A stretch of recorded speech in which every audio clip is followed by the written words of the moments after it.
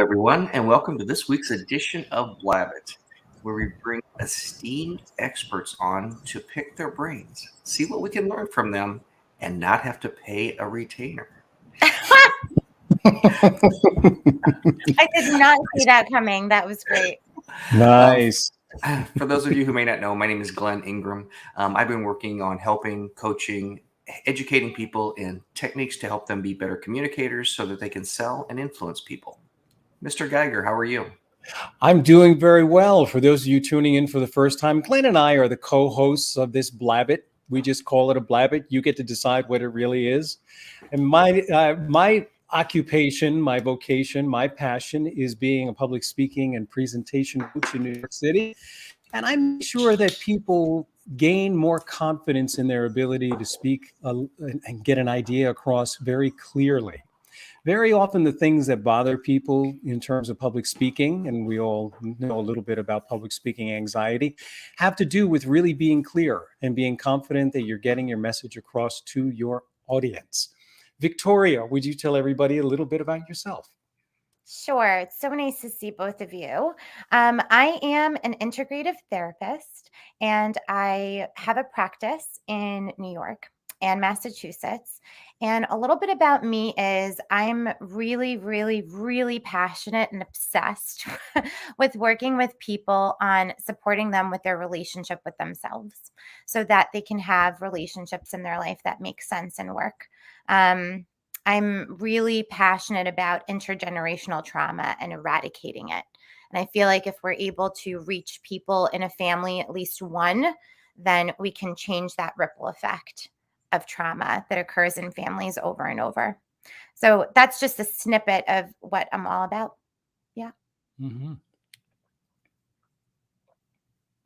Oh, you're muted. Glenn, we're not Sorry hearing about you that. right now. That's okay. I can't That's do that, right. so I'll unmute. Thanks for joining us. I want to start off with exploring a little bit about PTSD. I think typically we hear that or maybe associate it with people in the military or maybe people that are first responders. But in reality, don't we all deal with some types of traumas that create stress that we have to deal with on different levels? Such an amazing question and so timely. Thank you so much for asking it.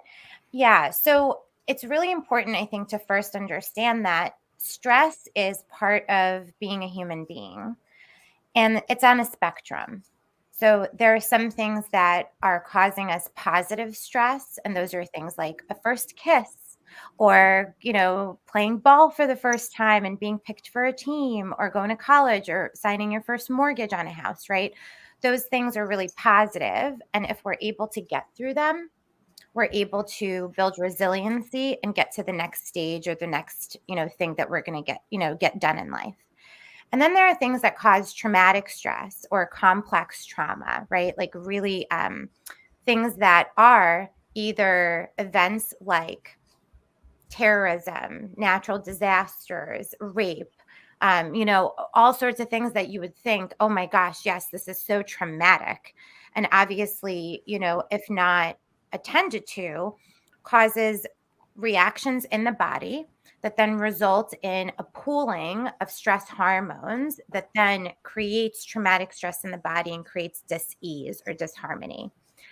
But then there are other things that we don't always pay attention to as stressful unless we're stressed out by them. And those things are less obvious causes of traumatic stress. Those are things like bullying or experiences like seeing domestic violence in the home or being exposed. We call this in our field ACEs, adverse childhood experiences, that over time they might seem normative to a kid. But really, if you look at it from the outside, to live in those conditions day in and day out, you would say, wow, that's really traumatic, right? Even things like dental experiences, or car accidents, or, I can go on and on. I have so many great examples. So yeah, I would say that what's happening a lot of the time is that we're not often aware that these things are impacting kids because we say, oh, that's just a rite of passage. I went through that, right? You're just going to go through that. You'll be okay. Or we say, that's not that big a deal. They have to go to the dentist or they have to get a Q-tip up their nose for the COVID test. Like, that's just what everyone's doing. But if we don't pay attention, what happens to a lot of kids or people is that those are experiences that are life defining. And they kind of set us on a path. And if it's not interrupted by support, then it could create this traumatic stress in our bodies that then leads to disease. If I could real quick, it's amazing Yeah, you sure. said that, because sometimes until someone says something, you just don't trigger, because I've had to have that stupid Q-tip poked up my nose, and it makes me want to swing at people. And I think it's because at like 5, 6 years old, I'd taken some medicine. It left some spots on my teeth, and they put gas over to put me out to do that. And as soon as you said that, the two correlations just snapped. Yeah. Mhm. Wow. Yep. And Sorry, Paul. what's interesting is that you probably have never processed that. Like, that's never been something you were able to, as a kid, verbalize to a parent. You weren't really thinking about it as something to bring up to anyone as like a thing. But in your brain, right, it's like that's what neuroplasticity is all about. It's like those neurons fired together, that experience that created stress. It just like it synced up, right? And then that's it. And so in the future, anytime something like, our bodies are so informative, right? Anytime that something like that happens, it triggers that reaction of, I just want to punch you in your face. And you're like, why? I'm a human being. I'm doing well in life. Like, I'm a nice person. But if Mhm. somebody touches your face without your consent, so to speak, it's like, boom, right? And that's the brain. That's the magic of the brain. And healing is all about reworking that. So it really is a matter. Let's just look at maybe relationship with children and trying to help them through traumatic experiences. I know that we are told, or we are advised, that we should allow people to, we should validate their feelings, the way that they feel about certain things. But isn't that's a little bit of a difficult bridge to cross if you haven't been validating, if you haven't established that that is the communication that goes on a regular basis? Because like the both of you were just saying, could have been an experience where you go, I don't really want to talk about that. It's not even, in fact, it's nothing I'm even going to think about. It was uncomfortable. It bothered me. But then it's really difficult for anyone, yourself included, Victoria, to be able to help someone unless those lines of communication have been established, that is something to be shared and something to be validated. Correct? So I think what you're asking is, how do you support someone when that's not a typical line of communication that's been created for them in their life? And that's another great question. How do you do that? So much of my work, and it spans the lifespan, right, is either working with families to help parents create that line of communication. And that takes a lot of work, because that means that parents have to look over here about what they learned about how to communicate, paired with an awareness that their children have needs that they may not have been aware of, developmental needs, right? To have that validated. It also includes working with parents around that there's a distinction between validating emotions and enabling things to continue to happen. Yes. And a lot of parents say to me, Victoria, if I validate and sit in the discomfort with them, aren't I allowing it? Aren't I allowing them to continue this behavior or these tantrums? And the answer is no. And I'm going to give you a quick reason why. And this is sometimes a game changer for people when they learn about this. For a child, validating emotions, it tells their mind, their brain, their meaning-making center that, wow, this person hears me, sees me, and understands me. For a child, this is their economy. It's kind of what they hold on to and need, because they need that to know that they are unconditionally regarded as lovable, no matter how they behave or what they present with. Once you validate, it doesn't enable. what it does is it allows the brain and the amygdala to stop firing. It's kind of like when a baby or, a child goes, right? It just kind of like calms you. Think of your own relationships. When you're in an argument, right, with someone or a disagreement, if someone says, you know what, I totally hear you, right? And they're really just there, I get it, right? They're not arguing with you, they're not defending themselves, they just are with you. It feels so good. It's like, finally, someone sees me, someone hears what I'm saying. That's what happens for a child. And from that point, then this part of the brain fires and it goes on. When this part of the brain stops firing, the frontal lobe, the prefrontal cortex, the communication part, the cognitive part of the brain now can think about things differently. Mm-hmm. And that's where you can start planting seeds of what could we have done differently instead of tantruming? What's another way that we could have problem solved that? So that's, that for children. And for adults, it's really about learning how to, it's a complex process, but it's a process of learning how to recognize what needs were not met, learning what you need and how to ask for it, Mm-hmm. accepting and forgiving and grieving certain things about people in the past. Sometimes it involves family work to be able to communicate about those things, which is complex. And then it's about learning how to parent that part of you that didn't get those needs met, and learning a different way of communicating yourself with people in your life and for those that are going to come into your life. So how much of it, when you're dealing with children like this, would you say it's, as everything else Paul and I talk about, it's communication or lack of communication?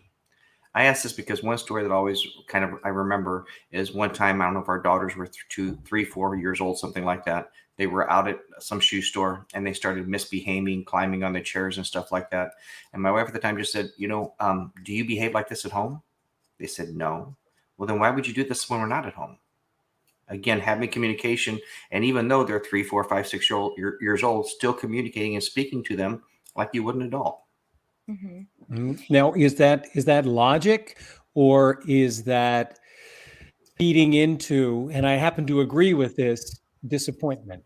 In other words, is that the child feeling that they don't want to disappoint the parent? So tell me more about what's the child not wanting to disappoint the parent, of like agreeing to what mom is saying. No, but I agree with Glenn, or rather what his wife was saying, because I often would say that to my kids and keep it. It wouldn't be quite as my retort would be a little bit more vague. I would simply say, we don't do that here. Mm-hmm. That's all. We just don't do that here. Mm-hmm. And I don't. I'd like to think that they didn't want to disappoint dad, and they figured, okay, that's good. No yelling, no screaming, just, yeah, that's not the kind of thing we do here. Oh, I okay. love this question, because so many of the times, so let's back it up. Our goal with kids is for them to grow up to be, and let me just fill in the blanks because I hear this so much, joyful, independent people, right? People who are able to live life on their own, doing what they love, hopefully, and have joy and peace, right? Like that's what we want for kids. But in order for them to grow up to be adults that have big lives with all of these different things going on, relationships and a career and passions and assertion, they need to somehow develop that from within. They need to, right? Because if when they're 3 or 4, it's like telling them what to do is okay, right? Like, I'm going to tell you what to do, and this is what we do. But as they get older, it gets tricky, because they're going to start creating situations where they try things on to get their needs met and to get away with things. And instead of telling them what to do, you almost have to switch to a different framework of how do you become a masterful influencer, kind of like an Instagram influencer, like influencing them with the utmost love, compassion, and integrity, to do the thing that will work for them, and give them consequences when they choose the thing that doesn't work, right? Now, if you keep telling a kid just what to do and you use your sense of disappointment as your leverage, what you're going to create is a monster. You're going to create children who do what you say because they don't want to disappoint you. Mm-hmm. But guess what? They're not going to stay 13 or 14 forever. They're How going to can we make them do that? stay 13 or 14 forever? Yeah. Do you really want to? Don't you want them out of the house? They're not a dog. I mean, get a puppy. They'll never grow up. Sorry. No, that's okay. But that's, it's tricky because you want them to have their own sense of, okay, what you want is, what would mom or dad do? And to use that as information to make decisions. But not, oh my gosh, I have to do this because if not, dad's going to be super mad and I can't have him be upset with me. Because that equals someone being in a relationship later on in their life, being a pleaser and not knowing how to stand up for themselves and know what's really going on for them. Right. So it's a tricky thing being a parent of a human. Now, I think that we all, to a certain extent, if we're really being honest, we all could use talking to someone. We all could use therapy of some kind to work on what it is that's holding us back or what we perceive is holding us back. So do you find that the door opens very much when the conversation starts with what are some of the limiting beliefs or discovering limiting beliefs? When you talk about generational work within families, aren't those limiting beliefs usually passed down? That's a good question too. You guys are great at this. Yes. Not really. We just have a lot of mental problems.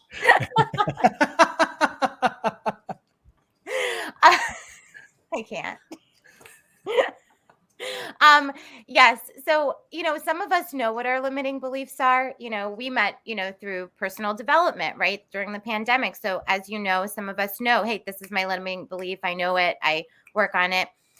But I can clearly see what people's limiting beliefs are based on the choices they make and how they speak.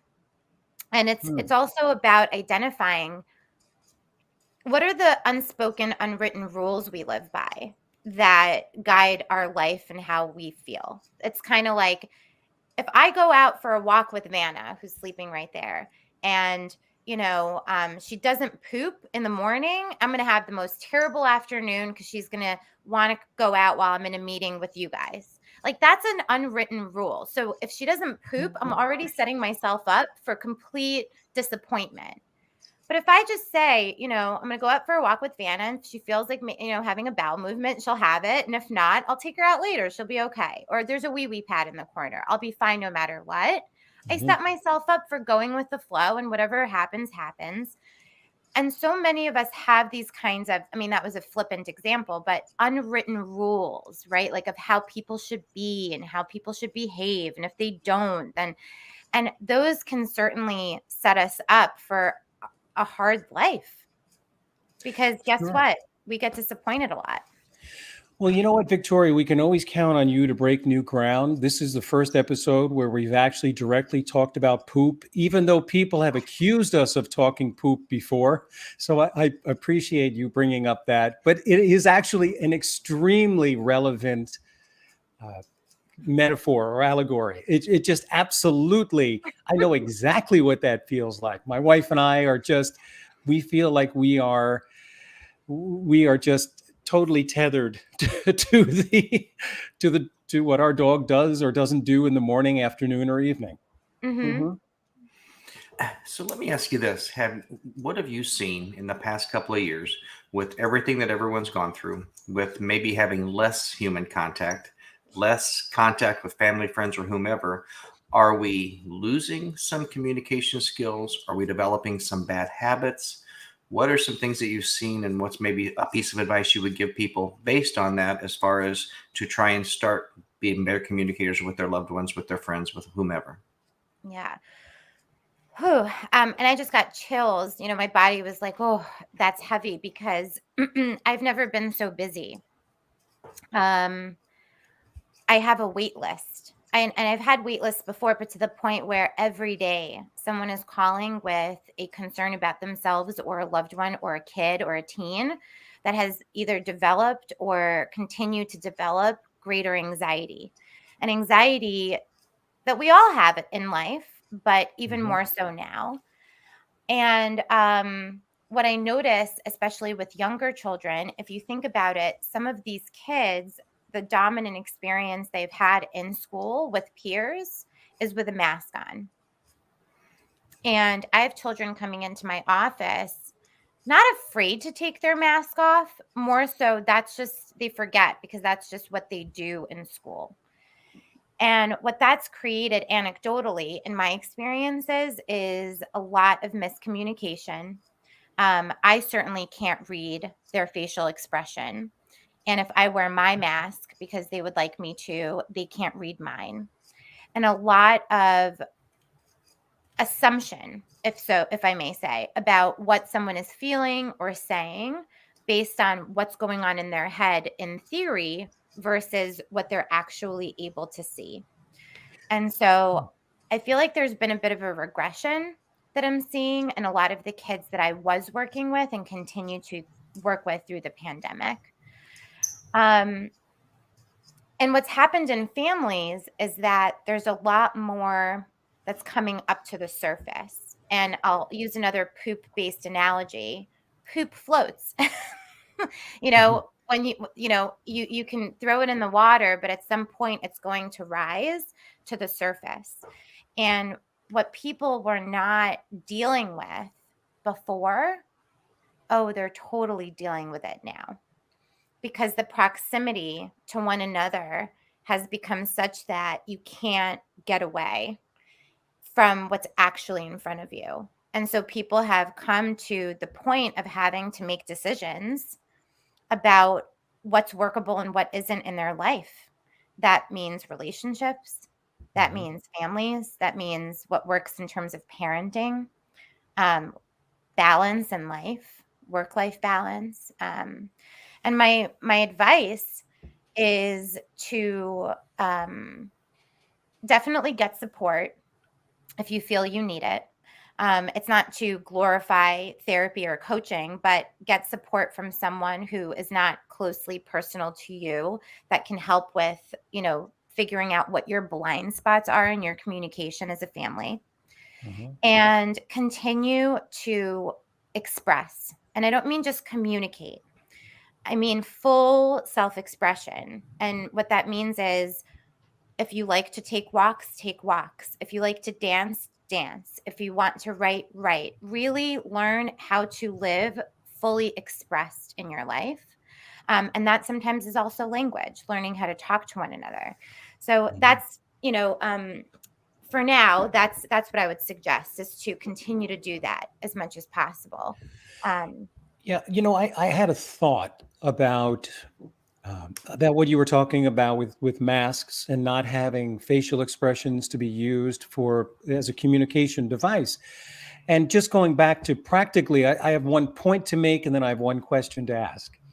And my point being, and I've probably said this before on Blabbit, that there are studies that say over 50% of a message is conveyed through body language.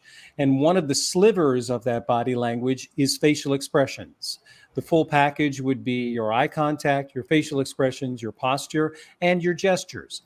So just in the same way that as adaptable creatures, if we're not able to use one of our arms, we tend to compensate with all of the other things that we have to use. So I'm just wondering, and I have no real experience with this, and maybe the two of you have seen something that might either corroborate with it or not, or refute it.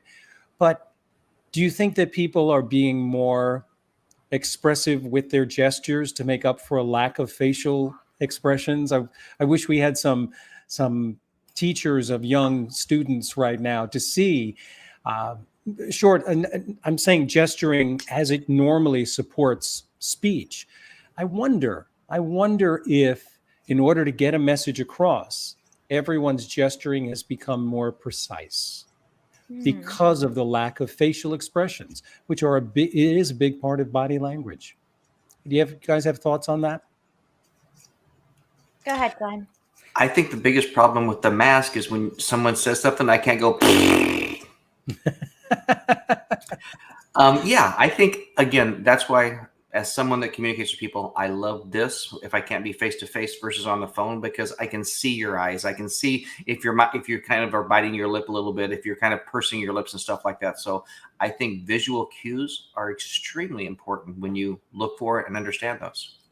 This is my poker face, Glenn. How can you get anything off of this? That's why I want to play poker with you. What about you, Victoria? What do you think? Yeah, it's interesting because we know from neurological research that when they've done studies where a person is blindfolded, and over, I think it was 24 to 48 hours, what we notice is that a different sensory system becomes more heightened. And then when you take the blindfold off, it takes about 48 hours for that to come back to normal, where you're using all of your senses. And that just speaks to neuroplasticity. If you don't use it, you lose it. So the body just, adapts and compensates, which is so beautiful. I don't always, and I don't know, I would have to look into this and do some research. And I sound like a lawyer. If you ever spoke to a lawyer, they say, no, I have to do some research on this. So I have to do some research on this.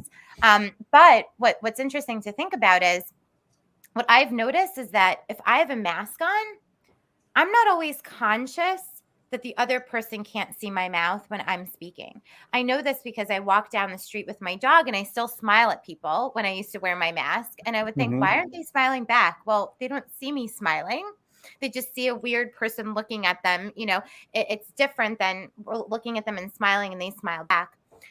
I don't know if I've noticed that people become more precise because of wearing the mask and their other behaviors. But what I have noticed is that people start to react to the responses they get from people. So, for example, if a child is sitting in front of me and I can't hear what he's saying because he's muttering, and I say, what did you say? And he says it again, and I can't hear him and I can't see him. I go, I'm sorry, I really can't. What did you say? He gets frustrated that I can't understand him. Okay. Right. Which exacerbates the issue of not feeling heard, seen, and understood in the first place. That's why he's there. So the behavior that results is more behavioral stuff. And then we're dealing with that of like, well, forget it. And I can't tell you how many times they say, no, I don't want to forget it. I couldn't hear you. I heard you said something really important. I just couldn't hear you. So can you just please repeat yourself? And it creates other behaviors, because I think the frustration of not being understood is more prominent. How about the flip side of that I've realized over the last couple of years, that my hearing isn't the way as good as it used to be, and I'm dependent on looking at those lips to understand what you're saying. That's frustrating, as you know what also. Oh yeah. What I thought about when you were asking that question, Paul, I remember May of 2020, we're on a hike around a mountain on the western side of Las Vegas, just north of Summerlin. And this couple was there with a couple of children. I'm going to say one of them was probably 3, maybe 4. And he was having a little bit of a meltdown, freaking out a little bit because people were walking around the mountain without a mask on. And his formative way of thinking was, I need to have a mask on to be safe. And his parents were trying to explain to him, we're outside, it's okay, and stuff like this. How much are you seeing that maybe creating some PTSD as far as fear of exposure or whatever, because they've been wearing a mask during these formative times? A lot of kids are, I was actually just speaking to a couple of people, everything from heightened anxiety around climate change to not feeling hopeful or hopeless around what we can do, to more anxiety around contamination and OCD-like behaviors related to trying to take control of not, being contaminated. And then with all of the different information and contradictions that are coming out sometimes with what will work, what will not work, right? And then all of a sudden this doesn't work like we thought it would. Very, very confusing. And remember, this is a life. What did I say in the beginning? These are things that are life-defining for kids. For us as adults, we've lived through more, right? So when we hear something, we say, okay, we know that things can change, right? Like, what do I say to myself sometimes? Just because this is in the news now doesn't mean tomorrow it won't change. People change their minds, or, things have their, lifetimes, and then they, regenerate, right? Bell bottoms are back in style. Who knew? You know what I mean? It's like you have that experience in life. Kids don't. With kids, it's like something happens and it defines their experience, and it impacts their, experience of life. So for them, it's very traumatizing if it's not addressed. That's why I think it doesn't have to be traumatizing if we address it. Have you ever seen that Jim Belushi? Belushi? Go I'm ahead. sorry, Paul. You ever seen that Jim Belushi movie, Mr. Destiny? Yeah. Where Michael Caine kind of puts the dots on the wall as, this happens and then it changes. With these things that have happened, how much has it changed that generation? Mm-hmm. That would be interesting. It's amazing. When I'm listening to you guys talk, it's amazing that we've all made it this far, just based on the things that can actually impact you as children. I have another relevant or perhaps even trending question based on what we are all collectively going through. It's the reawakening, or the coming back, or the reintegration. And I know that we've never been through something like this quite the same in a collective sense, but do you think the pendulum is going to swing way out here and then swing back because we've been kept on one side, on a very reclusive side? Is there to be expected some crazy behavior, kind of like, letting the dogs out of the gate? Kind of like the child that can't do anything, and then they turn 16, they have all this freedom they don't know how to deal with. I'm Something sorry. like, yeah.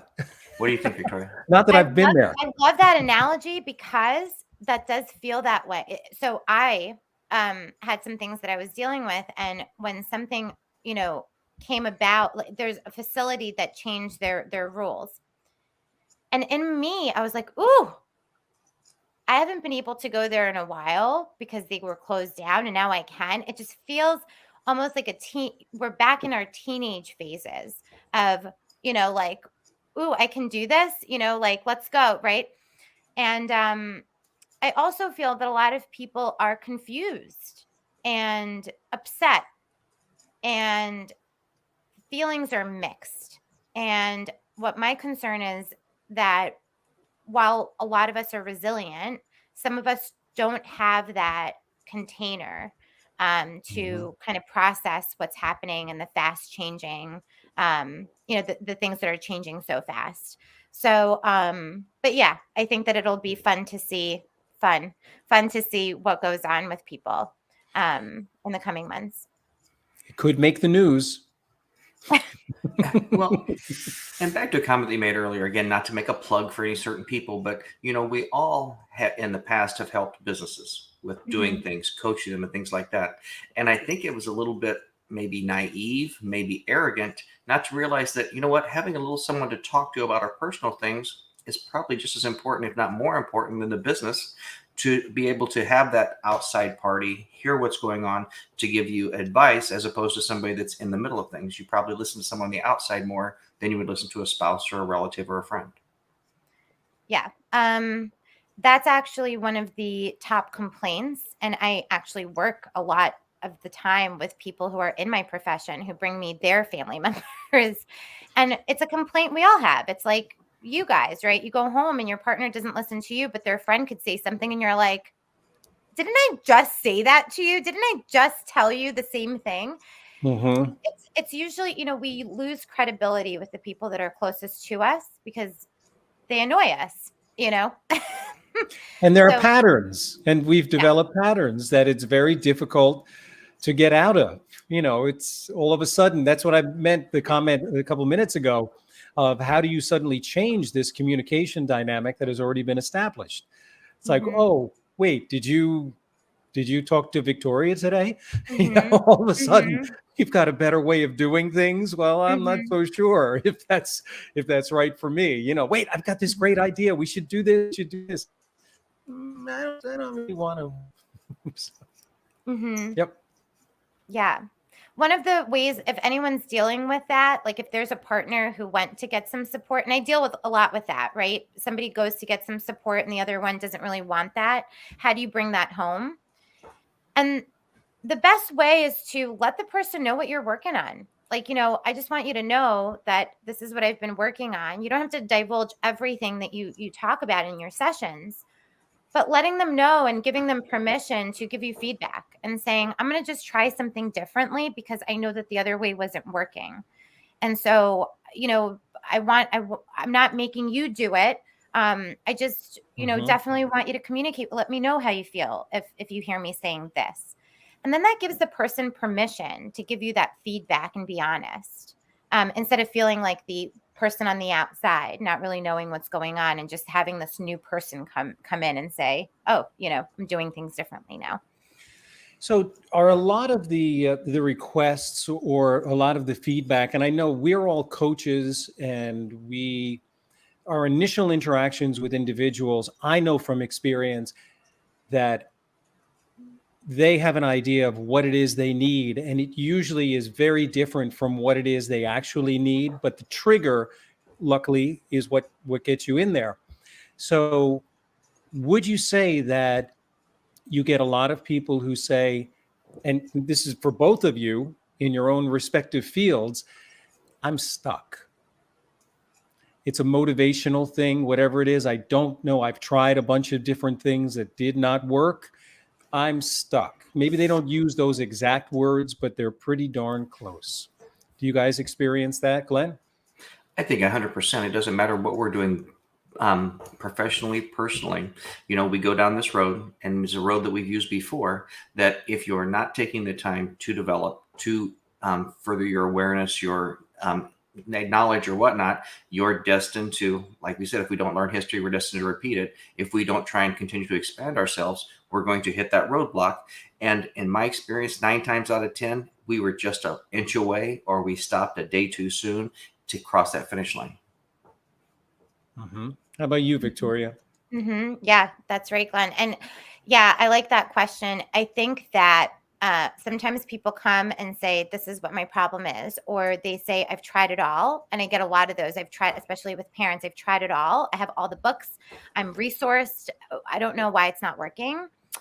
A lot of the time it's the awareness around, I can get a hammer because I know that I need a hammer to hammer something into the wall. But something comes up that gets in the way of me actually utilizing that hammer in the way that it's supposed to be utilized. I've watched the tutorial, but I'm just not doing it right still. What's up? It's that blind spot. It's that roadblock that is keeping you from being resourceful with that resource you have. And once we can get that blind spot removed and whatever, it's like, I know, Victoria, that this is what I'm supposed to do with my kid. I know I'm supposed to let them do this and I'm supposed to tolerate this, but I can't. I just can't.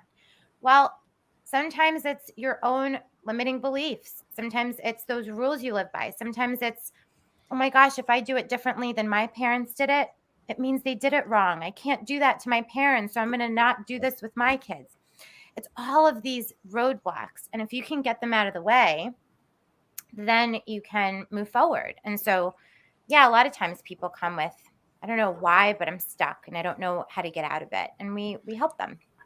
And I know that the concepts, I say this every single day of the week that I speak to my clients, when I speak to prospective clients, organizations that I'm working with.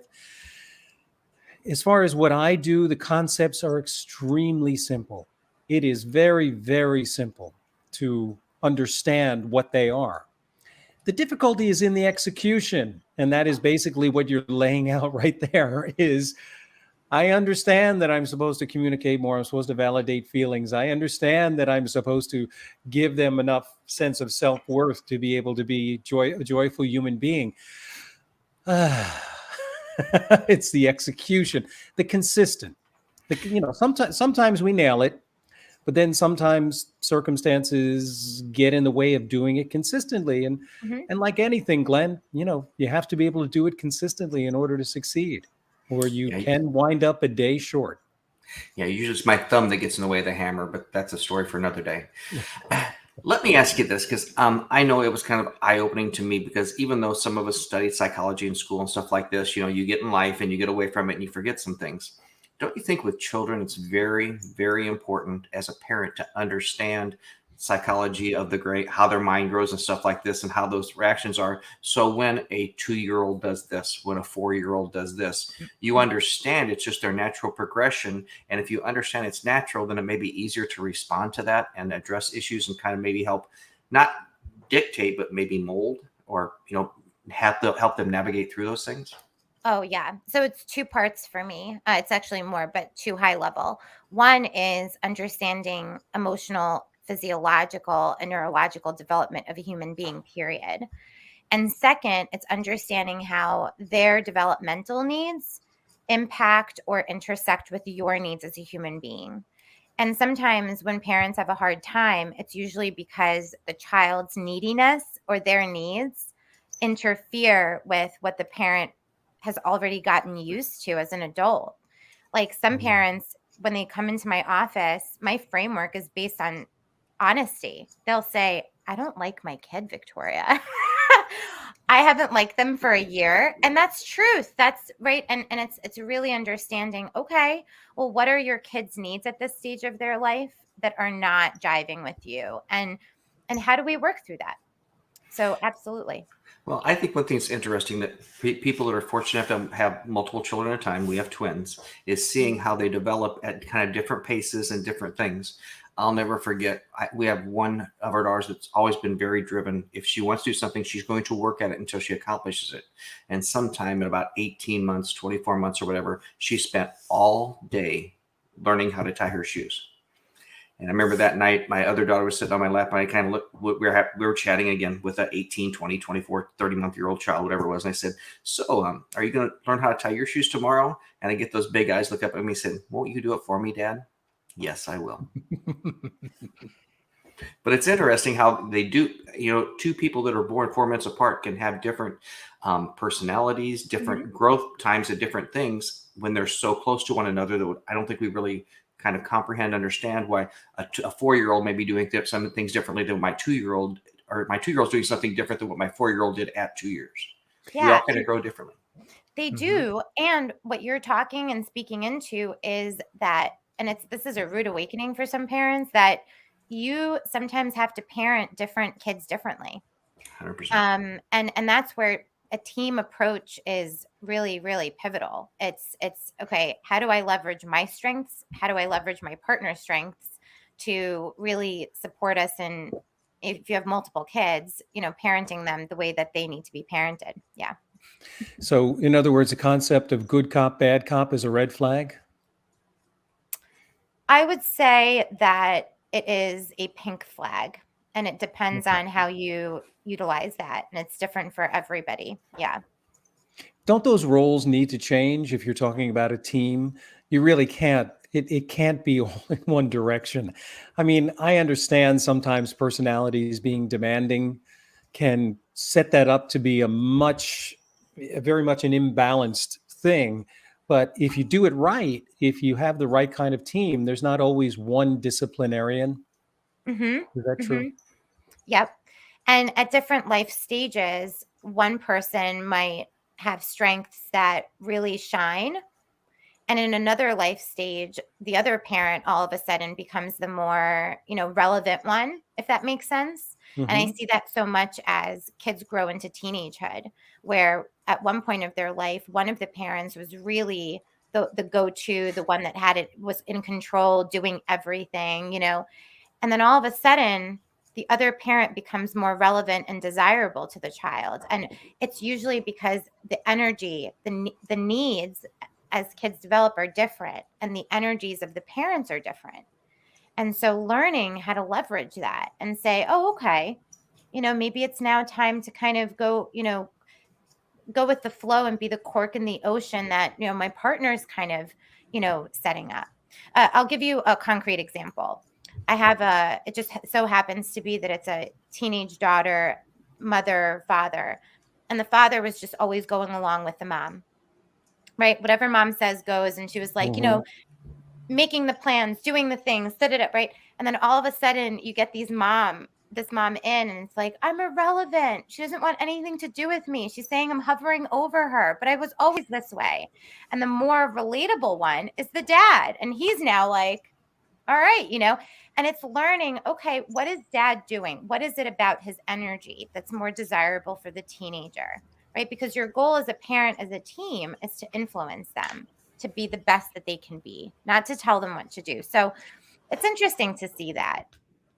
And Yeah. isn't that a little bit of a difficult dynamic to adjust to as a parent? Is just like with Glenn, it's nice to be needed. It's nice to be needed in that way. In other words, at least I have one daughter who still needs me to tie their shoes. So that is a kind of a difficult dynamic to let go of, and that can be. Again, I always think of things as being like pendulums that swing. And I use that analogy a lot with my wife when I talk about when we compare parenting styles with our kids, because this is my second marriage. Therefore, we have two sets of kids. And we talk about how we did or didn't want to do it like our parents did. And there's always a tendency to swing a little bit this way. And then we wonder why our kids are doing it almost in a similar way back over here.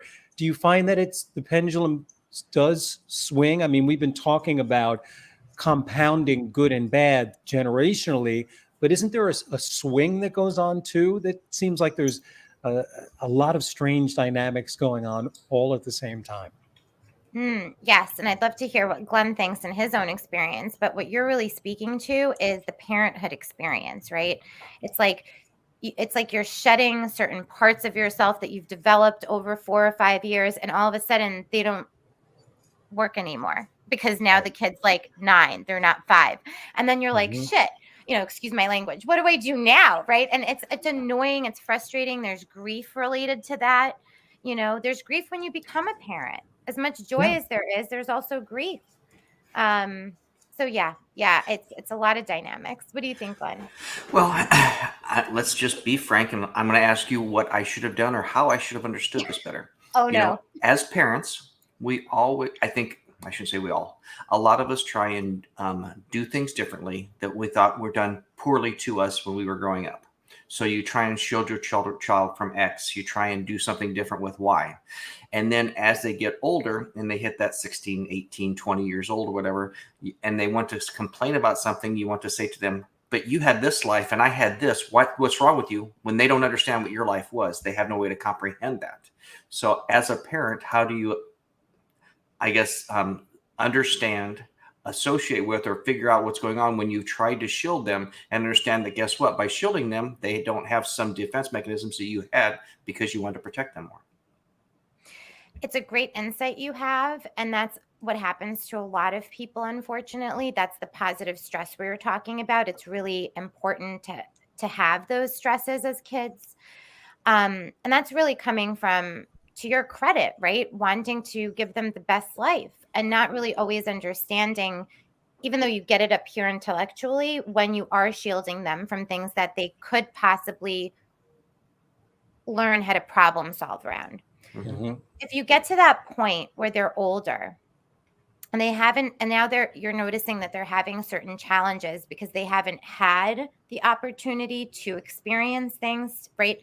To move past them, on their own or in an easier way. I always say that a rupture is an opportunity for repair. And that experience of repair with a parent is so critical in learning how to shift sets and how to relate to other people. That people who love me can also sometimes screw up or do things that they wish they hadn't done, or not do things that they wish they did do. And so what I would do, and what I would say, depending on the kid, is have that conversation saying, thinking about it, there are certain things that we shielded you from. And how do you think, and this is how that's resulted, right? And moving forward, and if they're old enough, what do you think we can do in our dynamic as things keep coming up that will give you more of an opportunity to problem solve rather than daddy doing it for you? And have them be part of that conversation of what you can put in place. When the kids are younger, it's easier to do it just with your partner if you have a partner. But when kids are older, engage them in that conversation and be honest. Because if you're not honest now, they're going to be honest with you when they're 37 or 38 in their own therapy. They're going to call you in and say, hey, Dad, I have some things I need to tell you. So do it with them now. And you'll be so surprised and happily surprised at how open kids are, how intuitive they are to those kinds of conversations and things. And you know what I noticed from my experience is trying to open up those channels often requires that I be able to push down my ego, because the responses are not always hunky-dory. They're not always like, oh, okay, now you want to talk, Dad. It's not that. Or really, we're talking about parents and kids, but we're talking about all relationships, where suddenly you want to be very communicative, but maybe they don't, and there is a pushing back of the ego. There is a little bit of a swallowing of the pride that has to go on, and you have to convince yourself that it's for the good. If you expect that you'll get no resistance, it's a mission that's doomed to failure right from the start. You're absolutely right. Right. And you're talking about a subjugation of the ego for the higher good. And knowing, I always say to parents, I just want you to know before you leave, this is not going to go smoothly. And I set them up for that. I'll say, just because you think this is the best thing doesn't mean they're going to want to do it. And we talk about that. But that's where it's your job. And this always comes back to you. It's your job to learn how to sit through that discomfort, because it's the inability to tolerate that discomfort that got you to that point in the first place. Yeah. And one of the phrases that I have used before here on Blabbit, and I have probably used it definitely, if you ask, the people closest to me, I've used it ad nauseum. And that is, we all have to learn to manage our disappointment. Mm-hmm. That's a huge thing for me, because I tend to have pretty big ideas and pretty big expectations, most of all of myself.